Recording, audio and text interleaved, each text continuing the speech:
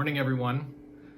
Whether you're watching on Facebook Live or if you're watching an archive on Facebook or YouTube, thanks so much for watching my daily video blog. This is day 4 of my blog and the 48th day since I arrived home from a trip to Haiti and started sheltering at home with my family. We are all doing well. I stepped away from my home office yesterday for a little while to bake a chocolate cake with chocolate icing and fresh strawberries on top.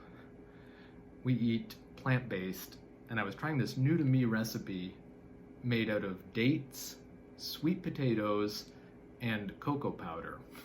It was miraculous.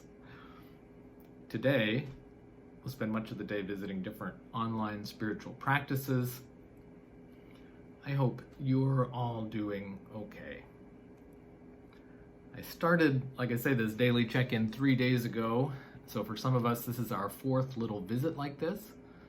I am still very much figuring out what this is supposed to be, so please send me comments and suggestions.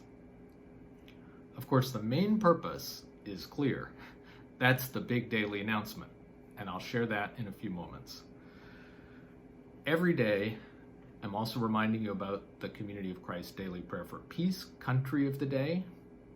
The 13-year-old in our family, Tiona, has a book club since starting to read in grade 1, and I'll be sharing a book recommendation every day that Tiona is providing. I'll also tell you about a check-in I've had with one person from somewhere in the world. Every day then, in Community of Christ, we pray for peace and we pray for a country of the world. It feels like a way to turn a little more outward every day, to think of others by focusing on a different country. I'm not taking the time here to read a country profile or to go into detail about that country. If it's a place you visited or have family, I hope that just mentioning the place brings good memories.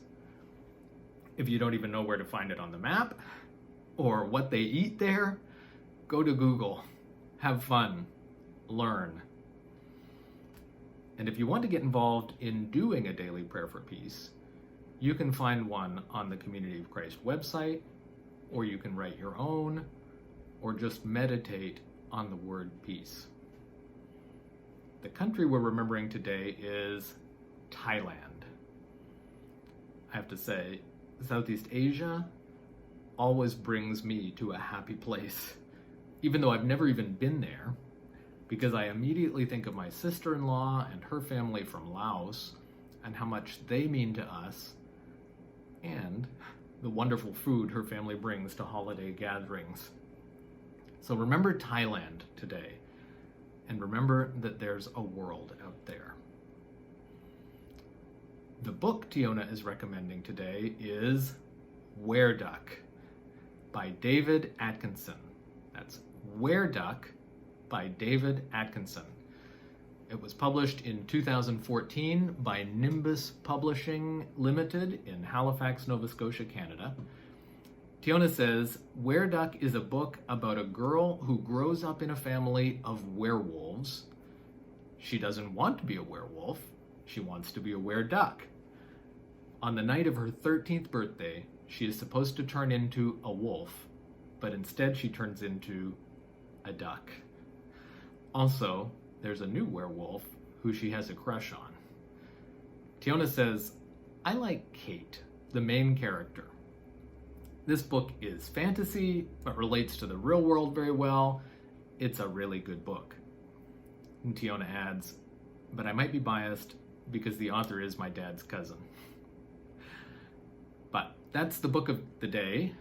The book recommendation from Tiona today is Were Duck by David Atkinson, published by Nimbus in 2014. Now it's time for my daily check-in. We've been to Cap Haitien, Haiti, to Edmonton, Alberta, Canada, to Los Fresnos, Texas on the USA-Mexico border, as we travel around places I serve in my church work with Community of Christ. Today, I would like to introduce you a little to Leandro Palacios of Toronto, Ontario, Canada. And by the way, sometimes people say they're from Toronto when talking to people from other places, rather than referring to the specific place in the metro area of 5 million people where they live. But Leandro lives right in the city center. He's really from Toronto. If you've followed the programming from Community of Christ Toronto Centre congregation, then you may feel like you already know Leandro. I'm so grateful for Leandro's service as a leader in his congregation, and for the way that his ministry gets shared with us all around the world. Leandro is a technical wizard when it comes to producing the online service at the Toronto congregation. But he is spiritually deep as he leads the contemplative meditation and brings really a spiritual wisdom to the ministries of the congregation. He is originally from Argentina and is now a Canadian citizen. I am so glad I checked in with Leandro yesterday, because when you visit with Leandro, it's like you're visiting with an artist or a poet. As Leandro shared about his experience, not in his first language, by the way, it felt like he was giving me insight into how many people are doing right now. I want to read you some of what Leandro told me. So this is Leandro talking. The last 6 weeks since we canceled all our in-person gatherings have turned out to be an opportunity to witness the Spirit leading me to walk in new paths on my spiritual journey. I've been feeling anxious about my family members living in another continent, anxious about our congregation members who were stranded abroad, unable to get back home, worried that most of our members are at highest risk of death with this virus, worried about a colleague who tested positive, worried about others who thought they were sick but weren't in the end, saddened by news of friends being laid off or losing their source of income, and more. In these last few weeks, all of a sudden we realized how much we are connected and how much we need each other, and we have opened up our hearts to one another. I was not expecting this. It was overwhelming at first, but then I noticed how this same sense of interconnectedness was renewing my call to ministry. I've been feeling more energized and excited about our Sunday services than ever. I feel my whole being flooded with joy and hope, and this has allowed me to continue to nurture and support this congregation as it expanded abruptly from a handful of worshipers to up to 2,000 people connecting during our Easter service, coming together as a congregation from all continents, including most of the United States, the Canadian provinces. Today, it's a beautiful sunny day here in Toronto. And like everyone else, I wish I could go out and meet with those I love and care for. But we can't do that. We have to continue to be cautious because danger is very real.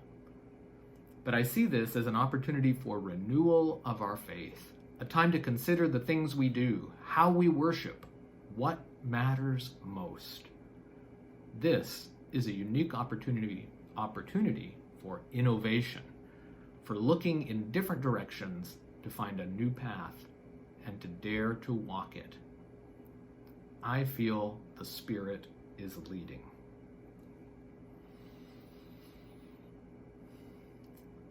Thanks so much to Leandro for sharing so personally with me and with us.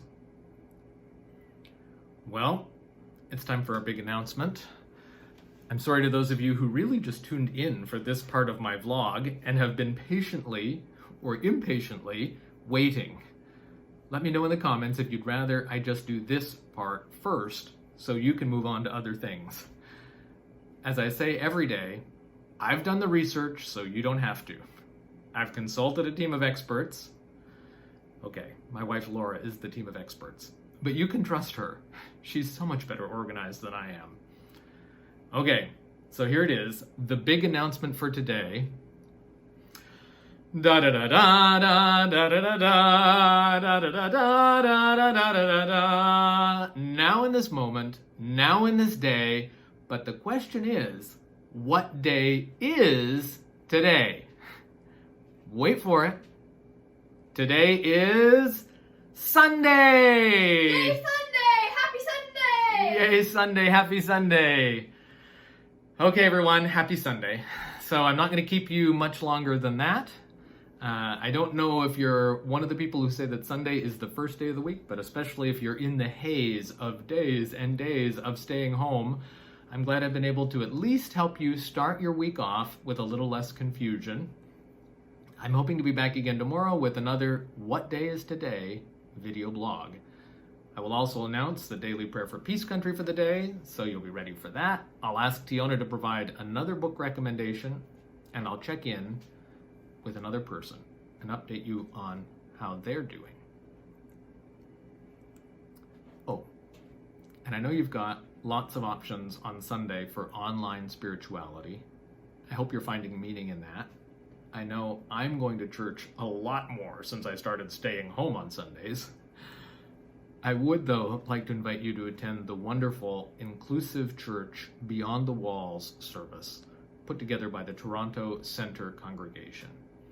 You can find that on Facebook or YouTube, or you can just go to their website, centreplace.ca. That's Centreplace spelled the Canadian way, CENTREPLACE, centreplace.ca.